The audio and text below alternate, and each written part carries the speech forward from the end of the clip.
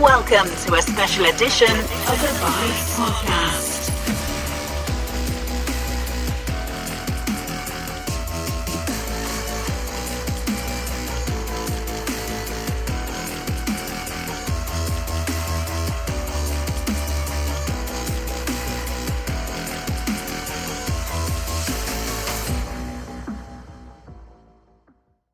Welcome to the podcast. I'm talking with Ray at the moment. Amazing food when it comes from Ray. Ray's Kitchen. It's going to be super popular, honestly. And then you have the actual supper club. I've been to one. Food was just absolutely gorgeous. So, Ray, the floor's yours. Thank you. That's loads of compliments. Oh my god. Okay, I guess there's a couple of strands there. I'll give you a bit of an introduction as to I'll give you an introduction as to like how I started this and where it came from. How Ray's Kitchen. So Ray's Kitchen is kind of like the umbrella company, and then there's been like a spin-off of a supper club that I do called Chili Blossom. So I'll kind of come on to it, but last couple of weeks or the last 8 weeks I've been working from home.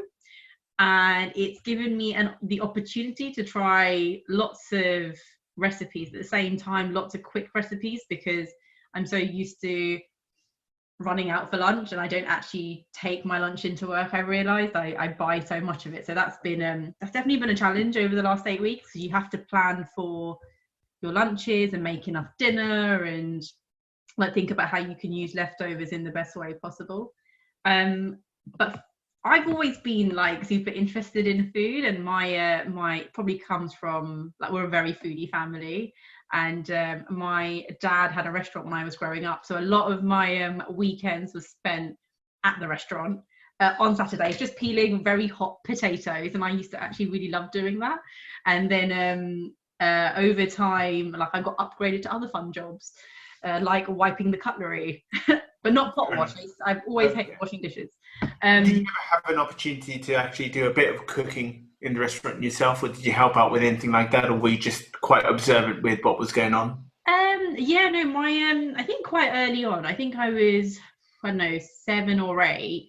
There's a very typical street snack, so called bhel, which is served on like the streets of India, and it's puffed rice, a potato, a chutney made out of dates, a tamarind paste, cucumbers, lots of fresh flavours, and it's served cold with yogurt and this fried snack called sev. And growing up, when I was about 6 or 7, I went, I can make one of those. So my dad let me make one and actually serve it to a customer. So that was probably like my first time doing something in the restaurant. So he let me at the cold stuff where you can like put things together, and that probably started working on my palette of flavors, because typically in India, street snacks you have to get like this flavor balance right. It's umami. It's all about the salty, the sour, the spicy, the sweet, all in one mouthful. And India's like super, super big on that.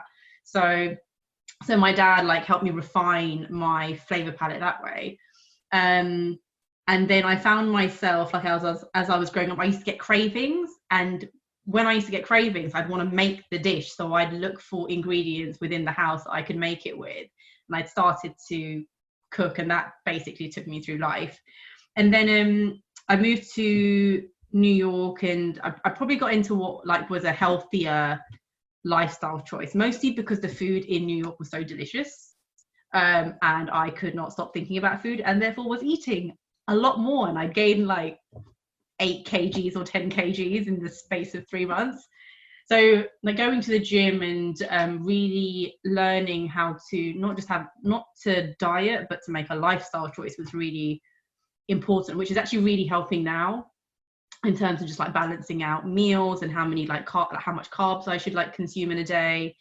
But when I was in New York, I started to really move towards like different types of leaves in my lunches. So whether it was like arugula or rocket, it was spinach, it was like baby gem lettuce, like bok choy. There were so many different types of leaves out there that used to be so satisfying with like some chicken that was very quickly like seared on a pan. just with a bit of sesame seeds and honey, and just such simple flavors, and like taking a lot of inspiration from Asian flavors, like my Indian cooking background, adding a lot of beans and pulses to keep me fuller for longer. That was just a thing where I started to realize you just need these staples at home to be able to eat well. Yeah. And a lot of, I think, what people don't realize, like if you're used to just going to the shop when you're hungry and buying what you think you're going to need for the day, it can result in some like dangerous purchases in the store, because you're just like buying what you want to eat at that moment in time, and can result in maybe snacky behavior. But right. But then in terms of that, what would you say would be the most, as you would say, dangerous stuff that people tend to snack on? Like, what would you say just keep away from or have less of? I think again, it's all in moderation. So I definitely have snacks in my house. Like I have a cupboard for like Pringles, crisps, all of that, and then I have a cupboard for all the chocolate goodies. But like a really good hack is just having like dark chocolate in your fridge. So like, again, really good quality, over 50-60% cocoa. If you want chocolate, you need like a lot less of it to hit that sugar craving or that chocolate craving that you're having, and it's delicious. Crisps, again, like it's all about moderation. So even if I had a bag a day, it's not the worst thing in the world, because if you're eating well and you're not eating processed foods, so you're not putting things in the oven consistently, then you're onto something really good. But just making sure your fridge is stocked in a way where you can pull on ingredients. So even if it's butternut squash or having like a tin of beans in your cupboard at all times, you know, I always have like four tins of beans or 4 cans of beans in my cupboard as a minimum. I always have like plum tomatoes if I wanted to make a fresh pasta sauce, because I refuse to buy pasta sauce because it's so expensive in comparison to a tin of tomatoes. Right.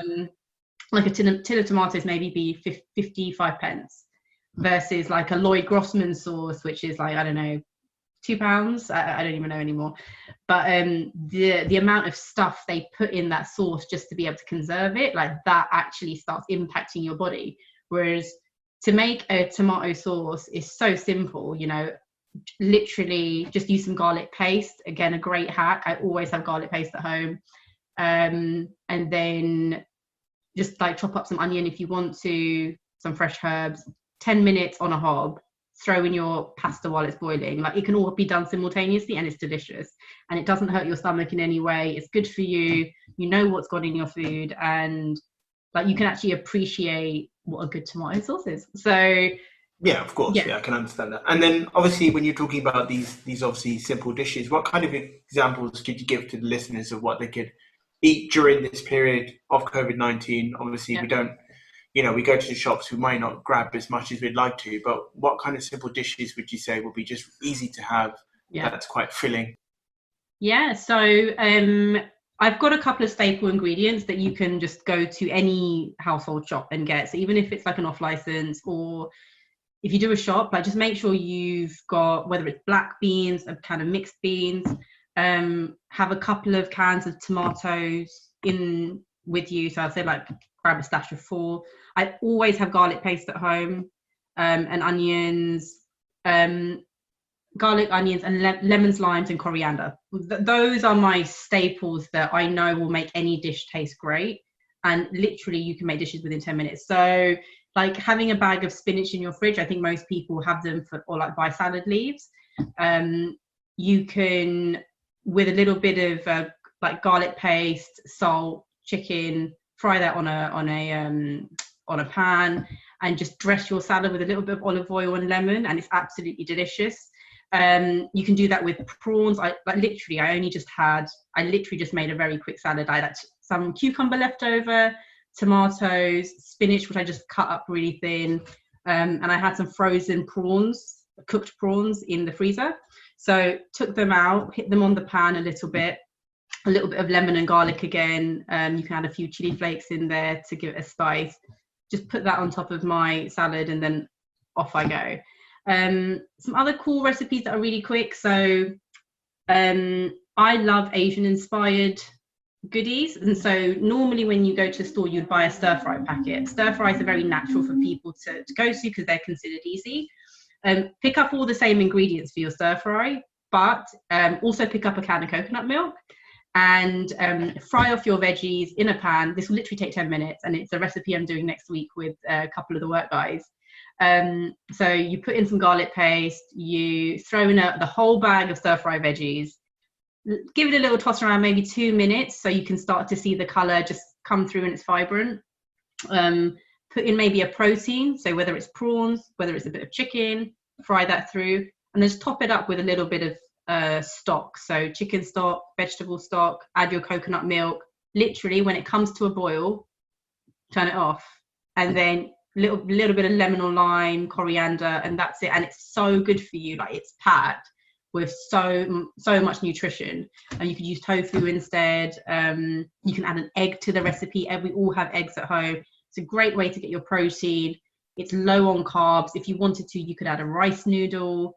But it's having these like basic staples at home to be able to start from. And normally when you pick up a stir fry, you probably pick up a stir fry bag, a noodle bag, but you're just used to doing it on the pan. So it's just thinking about things differently and just like changing your mindset and go, I'm going to just add a stock to this today, and I'm going to add some coconut milk and see what happens. And okay. Yeah, so you just kind of want to experiment a little bit with a few things and just get different tastes is what you're really getting at when you're kind of saying just adding things here and there. Yeah, I think like with trying to eat well and trying to eat healthy, it is making sure that you've got those vegetables in your fridge. Like, if you're going to try and be healthy and you've only got like potatoes in your fridge or some carrots, it's going to be slightly difficult. So just going into the vegetable aisle and picking out certain vegetables that you think you want to try and like, and then just like you can roast them. You know, you can roast a whole cauliflower if you wanted to, and just season it the way you want, like cover it in either different spices or just with like, again, with like a bit of chili powder, a bit of cumin powder. Like, these are staples I have in my home, but if you want to know more, like, I'm always happy to like share more ingredients naturally. But yeah, you can just do loads with vegetables if you just have them at home. So just pick up anything you want is what I'm saying. Fair enough. That sounds good. And for anybody that's interested to obviously learn more in terms of, you know, what you're doing with obviously Ray's Kitchen, you know, ingredients, etc., do you have a medium where you share that out with everybody?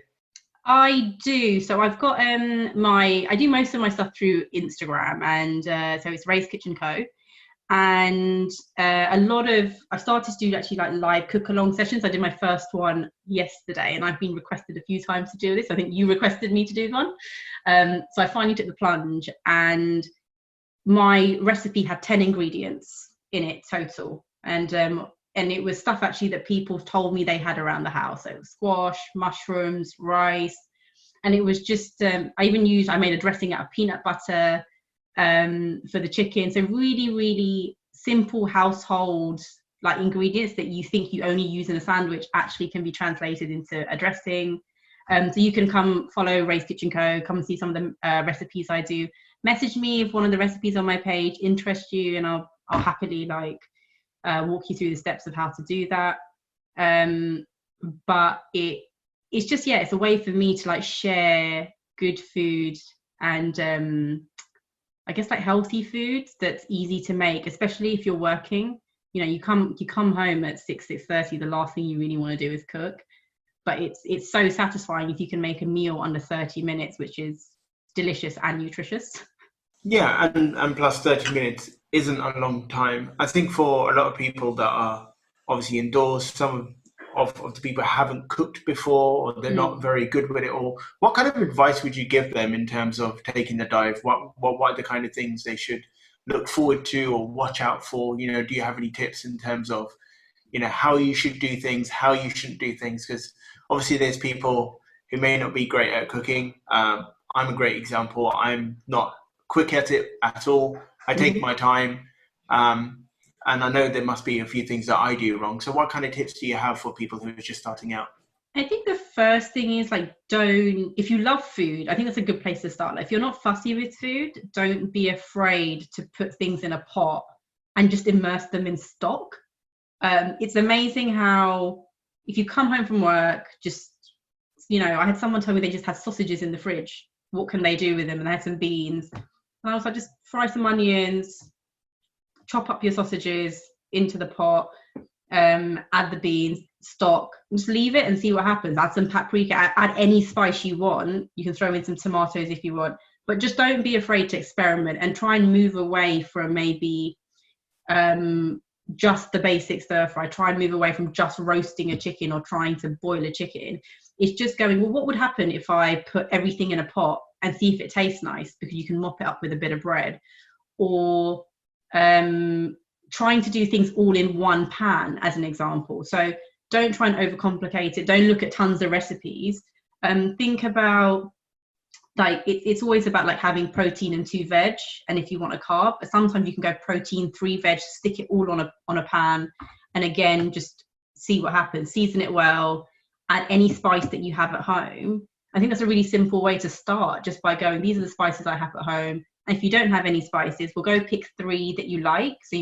So maybe you really like paprika, maybe you really like turmeric, maybe you really like cumin, and just start either marinating with those flavors and searing on the pan, or put them all in a pot and compile with stock and add a protein and vegetable, leave it for an hour, go have a shower. And you don't even have to look at it, you can forget about it.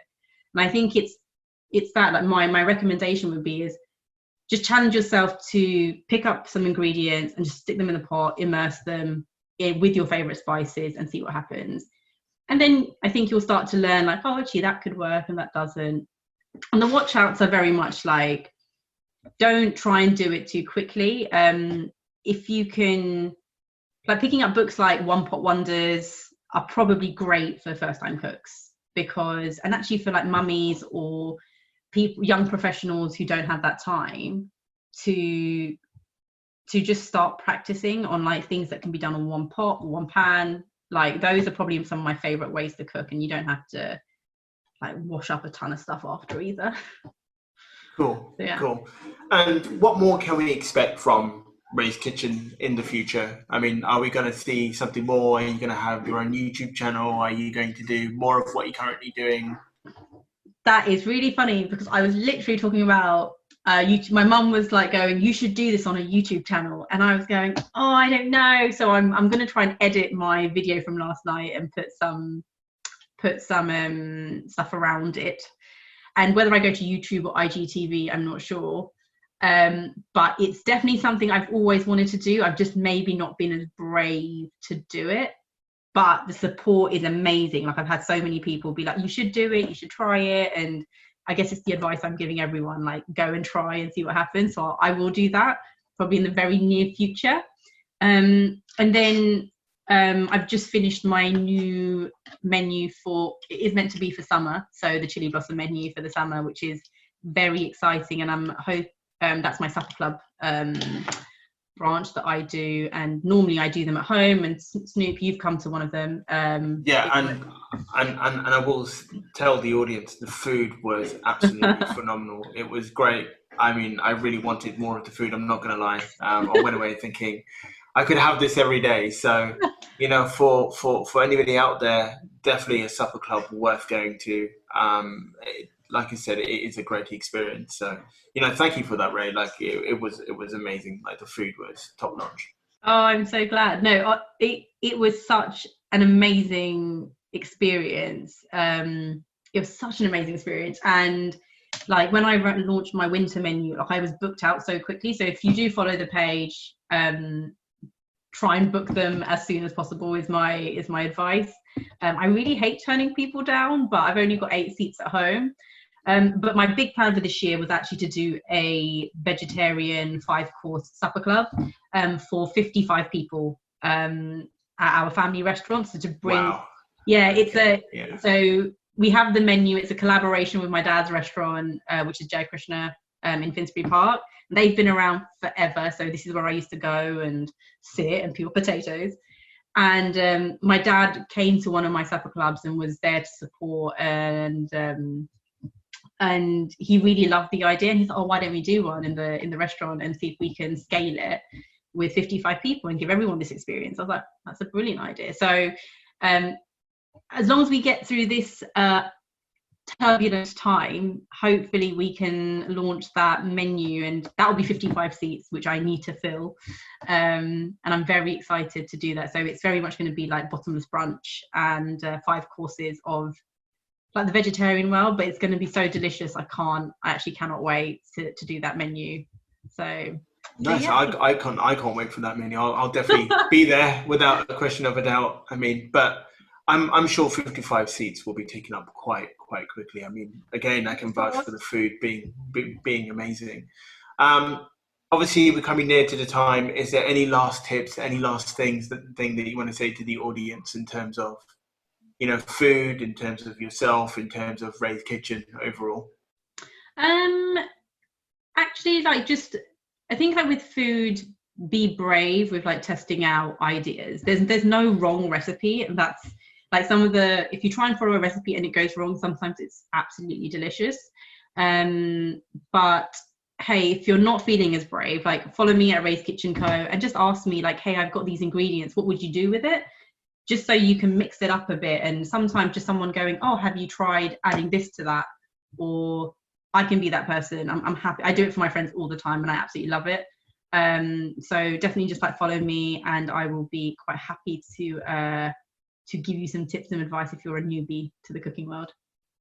Cool. Awesome. Well, thank you very much. It was a pleasure having you on the podcast. And obviously for everybody out there, I will have links and everything for Ray's Kitchen. And, you know, if you want to check it out, please do check it out. I do heavily suggest that you do look at it. And if you get a chance to go to the Supper Club, please go, honestly, because the food is so delicious. Like, your plate will just be amazing. You'll eat it all without a question of a doubt. So thank you once again, Ray. I really appreciate it. This has been so fun. Thank you. All right then. All right.